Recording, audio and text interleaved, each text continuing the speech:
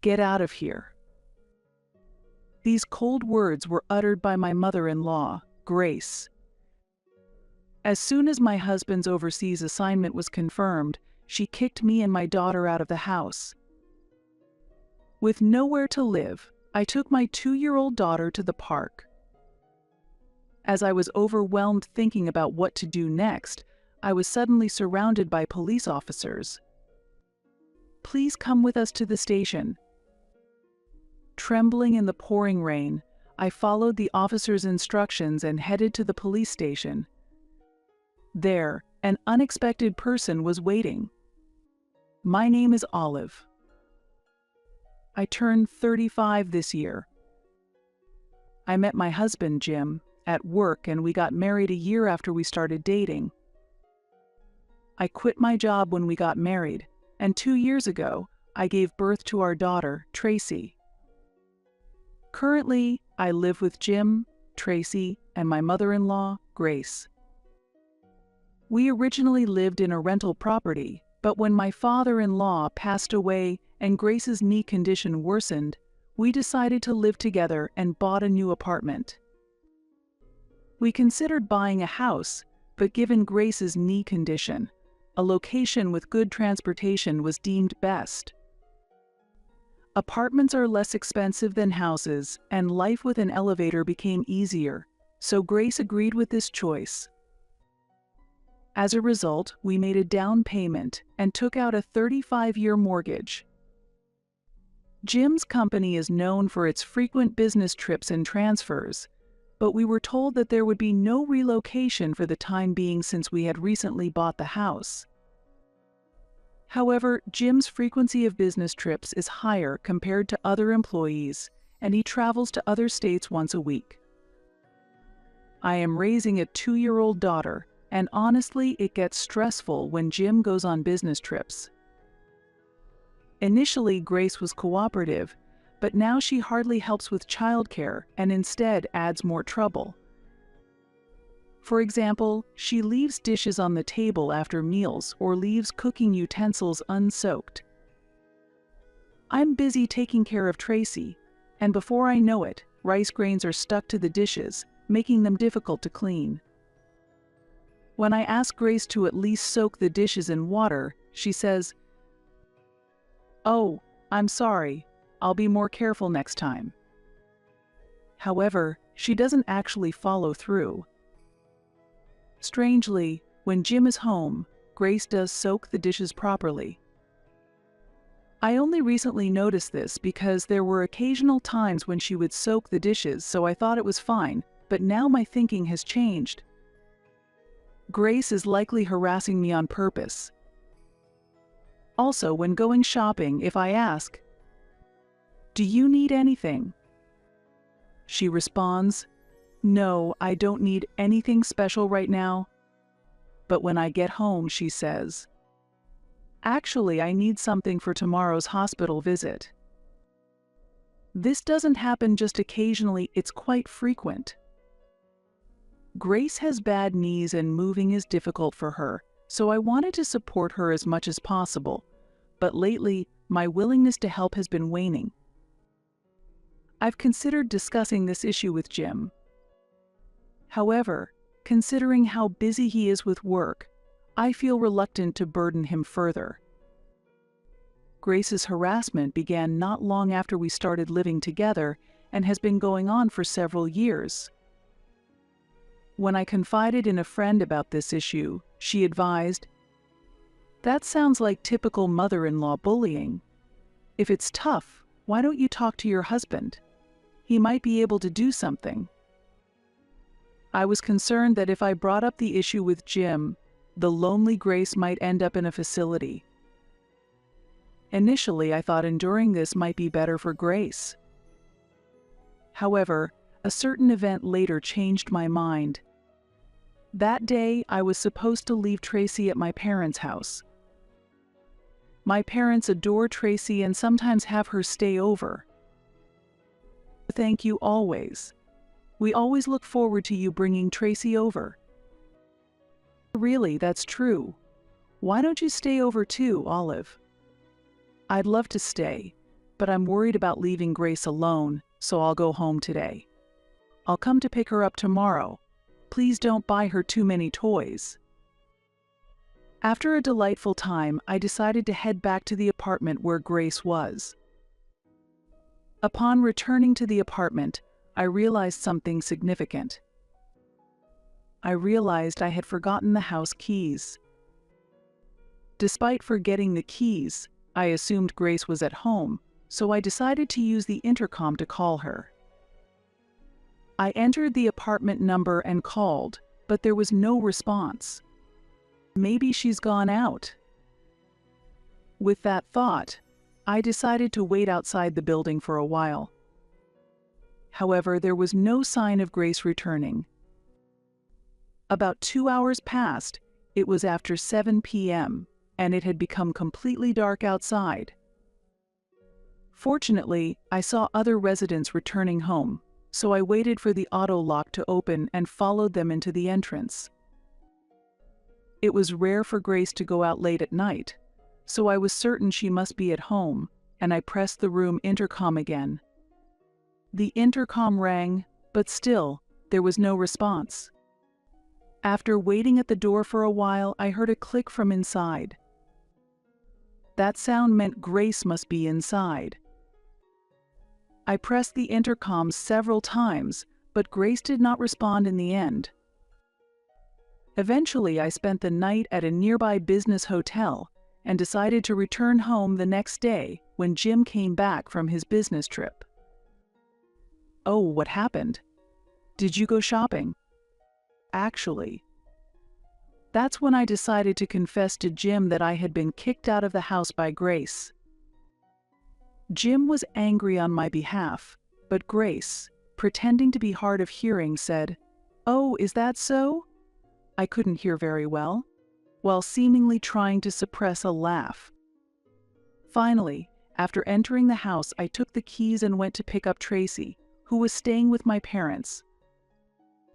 When I explained the situation to my parents, they said, "That's clearly harassment. If it gets too tough, you can always come back home." "Really, you can always come back to us," my parents said, offering words of encouragement. I couldn't help but tear up at my parents' words, but since Tracy was there, I quickly wiped away the tears and returned home. For a while after that, there was no harassment from Grace. However, the peaceful days didn't last long, as suddenly Jim's overseas transfer was decided. A transfer? Isn't it just a business trip? Yeah, I can't believe it's an overseas transfer just after we bought the house. What should we do? I think it's better for you and Tracy to stay in the US, but can you get along with Mom? I couldn't answer Jim's question immediately. However, considering that living abroad could be stressful for Tracy, I decided that my daughter and I should stay in the US. Shortly after the overseas transfer was confirmed, Jim departed for Japan. He was worried about us, but perhaps because he was busy with work, he didn't have much time to think about us. And so, a new life began for Tracy, Grace, and me. As expected, living with Grace did not go smoothly. Her attitude changed completely right after Jim left. On that day, a hurricane was approaching, and it was raining heavily outside. It was a dangerous downpour that made it difficult to go outside. Amidst this, Grace made an unbelievable suggestion. "Now that Jim has gone overseas, could you please leave this place?" "What do you mean?" "Just that. I will take over this house, so you don't need to stay here anymore. I can't relax with other people around. Please leave soon." I was shocked and doubted my ears. Indeed, we are not related by blood. But I had tried my best to live comfortably with each other, and I had treated myself as a member of the family. However, perhaps to Grace, we were just insignificant. "As time is passing while we talk, please leave quickly. Urged by her, Tracy and I were hastily kicked out of the house. No matter how many times I knocked on the door, Grace did not respond. Desperate and holding Tracy tight, I walked to the nearby park in the pouring rain. The park had a roof, so I thought it might provide some shelter from the rain. Ideally, staying at a business hotel or going back to my parents' house would be best, but I had left my wallet and smartphone at home. Sitting in the park, I deeply contemplated what to do next. I had no idea how much time had passed in the torrential rain.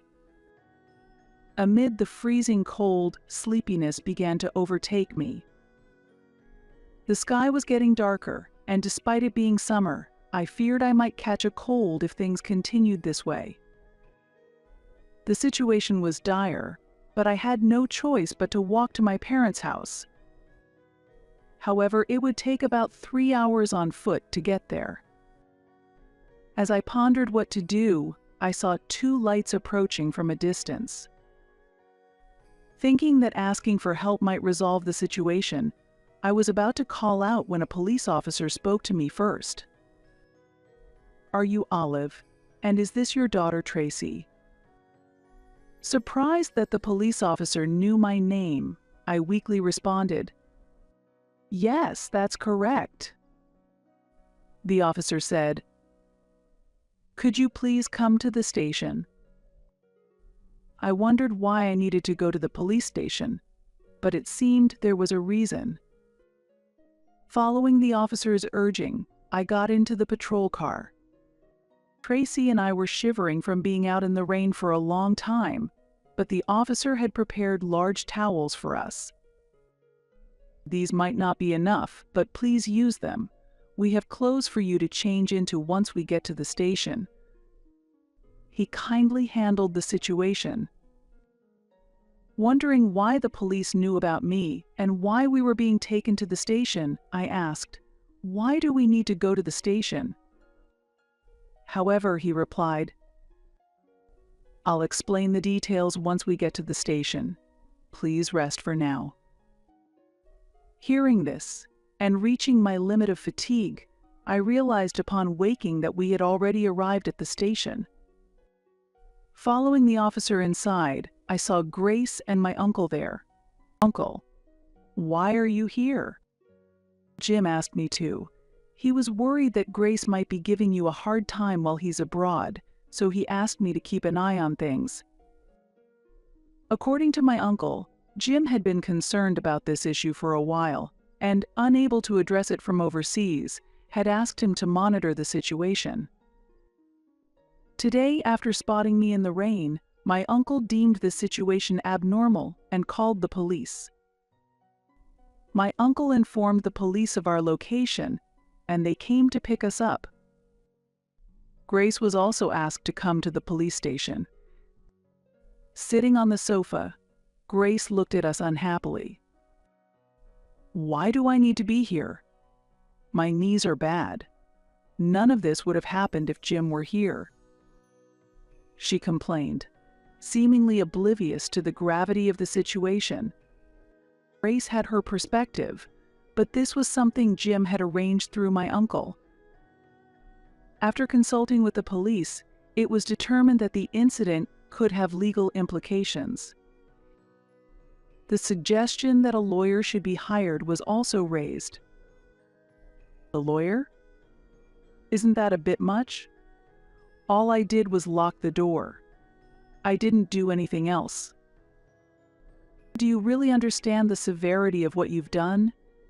You threw out Olive and her young child into a torrential rain.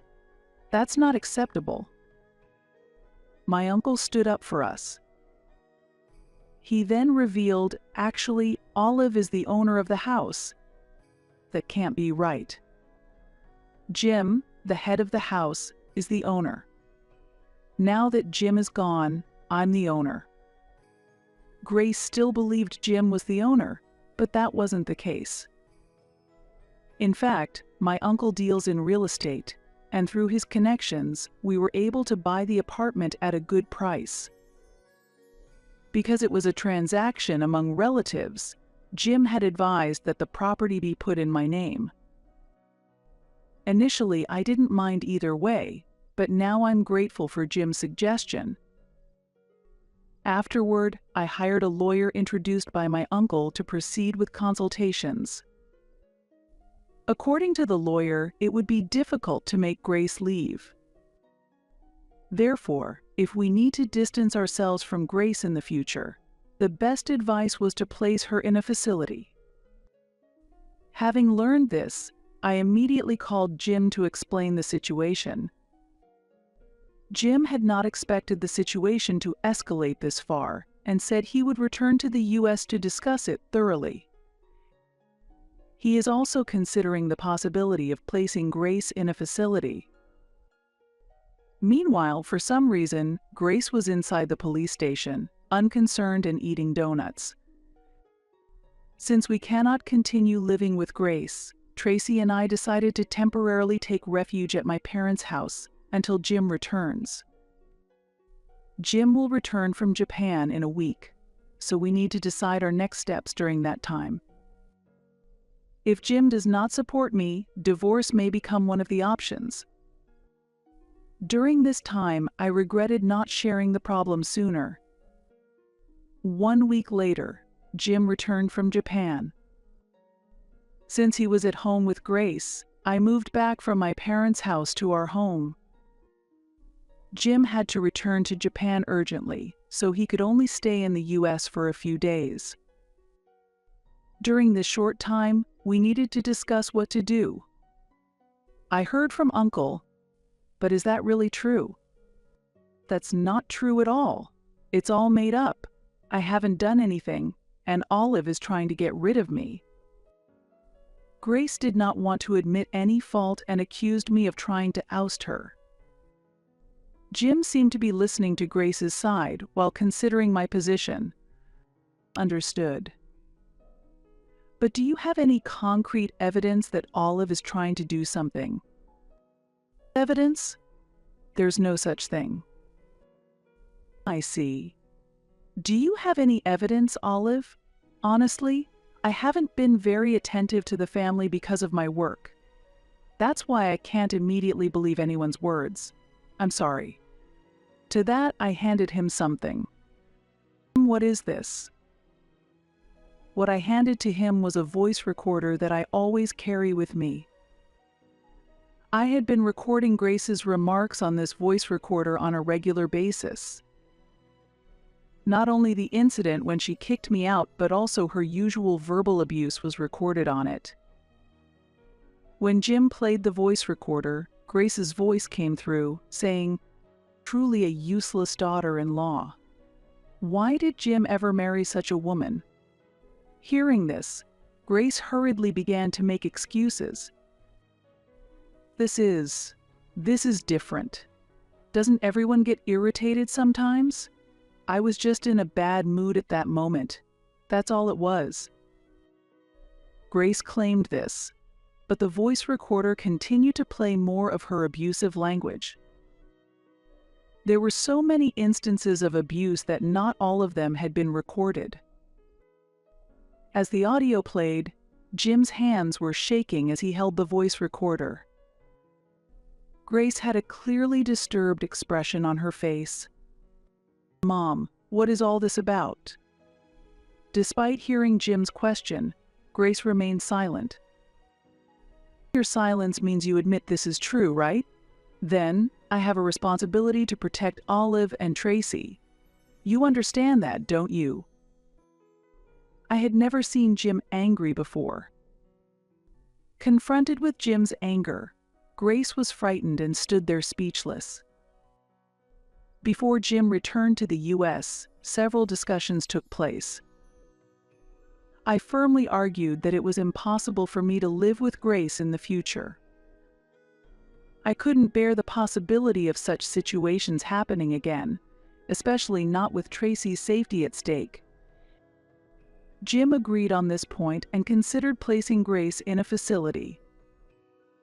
However, Grace strongly objected to being placed in a facility, and the discussions were difficult. That's fine, but I've decided to sell the house. So you can't live here. If you don't go to the facility, you'll need to find somewhere else to live. How dare you decide this on your own? I won't allow you to sell the house. Grace was opposed to selling the house, but it was an unacceptable demand. This was because Tracy and I had decided to move with Jim to Japan. Jim regretted not having spent enough time with his family and promised to value our time together more from now on. Although there was some resistance to living abroad, having Jim by our side provided a sense of security. Moreover, for Tracy, who is only 2 years old, it would be a great opportunity to learn a new language in a new environment. Therefore, we had no choice but to sell the apartment, which still had a mortgage remaining. We could have kept it, but I couldn't leave the mortgage payments to Grace. She was living on a pension, and considering her future needs, she thought she needed someone else's support. Grace was not convinced until the end, but we decided to place her in a facility almost forcibly.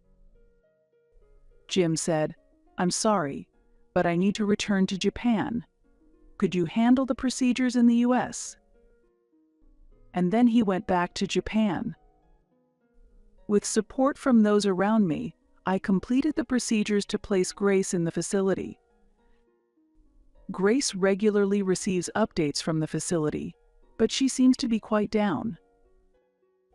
Not only is she lacking energy, but she also tends to cause trouble with other residents, making things complicated. Before heading to Japan, I visited the facility to see Grace, and she vehemently criticized me, saying, "I can't forgive you for locking me up in a place like this." She also continuously complained to the staff, "This food is inedible. Serve something decent. The portions are too small, the bed is uncomfortable, and the treatment from others is terrible. Staying here will drive me insane." When I apologized to the staff, they reassured me, "It's okay. These kinds of reactions are common and there's no need to worry. Please leave her care to us. We will keep you updated regularly, and if there is any need, we will contact you immediately." The staff were extremely kind. Despite the hardships I faced with Grace, I felt some affection for her due to our past life together, and it was with concern that I departed for Japan. Upon arriving in Japan, Jim, who was waiting at the airport, and I went to the apartment we had rented. Living costs in Japan are said to be high, but thanks to a housing allowance from Jim's company, we were able to find a reasonably spacious and affordable apartment. The residents of the apartment are very friendly and have been kind to me despite my limited Japanese. Yesterday, a neighbor shared some homemade beef and potato stew with me, so in return, I gave them some mac and cheese that I cooked. Mac and cheese is not very well known in Japan, but it seems they really liked it. Tracy and I are gradually learning Japanese. Since self-study has its limits, we are also attending a language school. There are many other American people at the school, including many who have just arrived in Japan. I've made new friends there, and I'm enjoying life in Japan. Now that I no longer need to worry about Grace, I can fully enjoy meals out with friends, which was difficult before. While I am slowly getting used to our new life, I won't be completely at ease until Tracy starts kindergarten. In Japan, children generally start kindergarten at the age of 3, so I hope to have her learn Japanese by then. Fortunately, Tracy has a good learning ability and is gradually picking up Japanese. By the time Tracy starts kindergarten, I am also hoping to start working. Jim has said he's fine with me being a stay-at-home mom, but through our new life in Japan, I've been inspired to further myself. Living amidst Japan's rich culture has boosted my self-esteem, and made me want to discover new aspects of myself. I've become friends with the staff at a local cafe, and they've invited me to work with them. The cafe is popular with American customers, but many local patrons are also studying English. Life in Japan might still present challenges, but Jim has become more proactive in communication. I've also become better at expressing my own opinions, and I believe we can overcome any difficulties as a family. Currently, I feel the happiest I've ever been in my life.